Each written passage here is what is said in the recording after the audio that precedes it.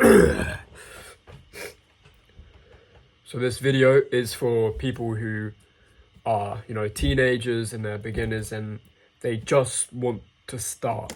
They just want to start going to the gym.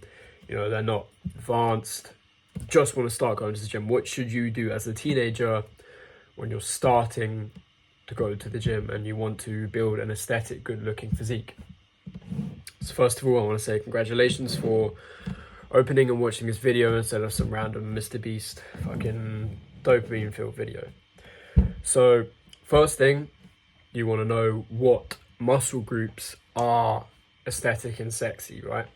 So there's a lot, but if we put it simply, it's arms. So that's obviously your biceps and triceps. So when we think of arms, it's here, and then also your forearms. Neck. So a thick neck is very attractive. You look more masculine. I only started training neck, a few weeks ago, so you can kind of tell that I don't have the most thick neck in the world, but I'm doing okay, but it's got a lot to go. Shoulders, so how wide you are is very important, because if you can have big arms and tiny shoulders, and then it messes up your V-taper, which is that like Dorito look. If you have small shoulders, you just look like a box, really. Abs, so people say abs are made in the kitchen. Yes, and no, you need to train your abs as well if you want them to stick out and poke out. Lats, so girls will say, I like a wide man, I like a man with wide shoulders. What they really mean is a man with a wide back. So a wide back and the big shoulders give you that V-taper look. And then chest.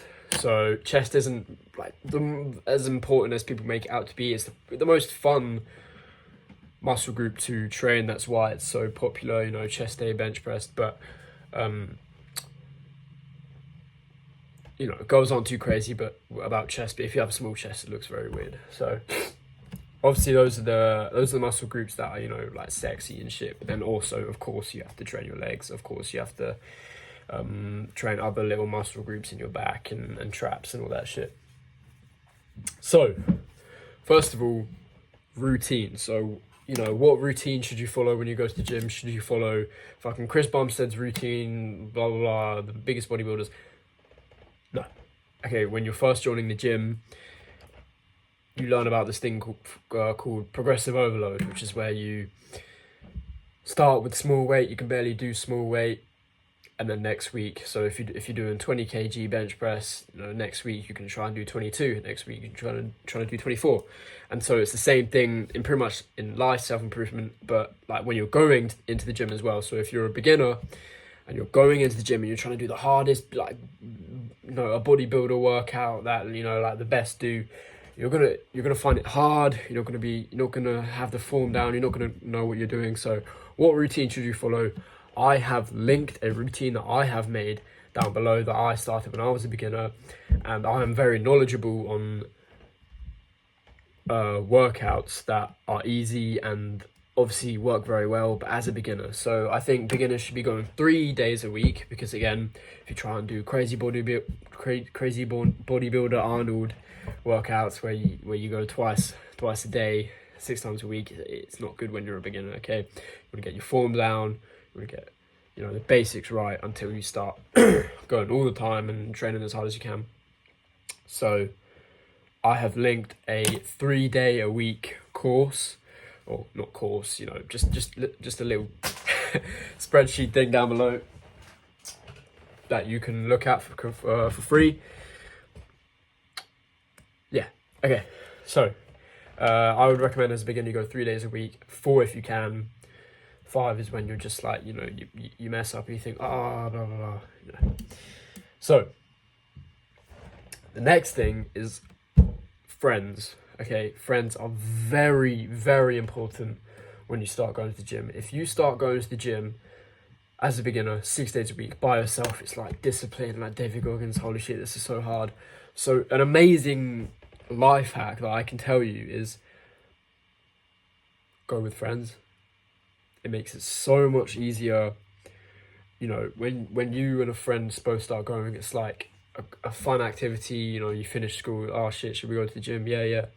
And you find out things together, you know, your gym bro. And then also, another thing about friends, I think the best thing that you can do, if you forget everything else, just remember there's one thing. The best thing you can do when you start going to the gym is go with someone who's bigger and has more experience than you. Like a friend who's been going to the gym for like a year or something like that. That is the best thing that you can do when you first start going to the gym. So, and the last thing is very important too. Don't take advice from like people who look like shit. I mean, I wouldn't say I'm the biggest, most amazing guy, but I've built a pretty good physique as someone who's 16 years old, only just turned 16. But yeah, and something else that is very important as well. Everything's very important, but something else that is very, very important is do not get too caught up in the whole science, like finding out every little thing as a beginner. You can do that when you're like far down the road, but when you're first starting out, bro, just go to the gym. Just fucking lift weights, eat more. And then, you know, the extra things that I can tell you about is, you know, cutting and bulking. So should you cut or bulk? So chances are you're watching this, you probably have the skinny fat physique, which is where you got like the little fucking woman hips and the little titties. But if you wear a shirt, you don't look fat. You don't have a lot of muscle, so you're skinny at the same time.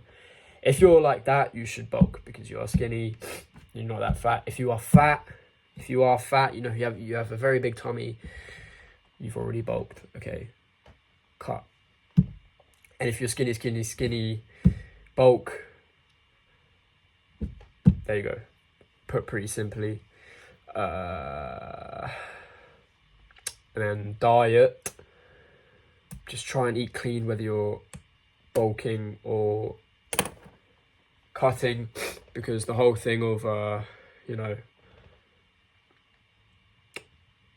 calories are calories. Like, we're training to look sexy, right?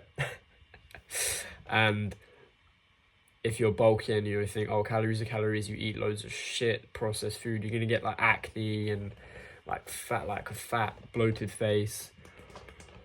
And you're just not going to look sexy. So it kind of defies the whole point, right?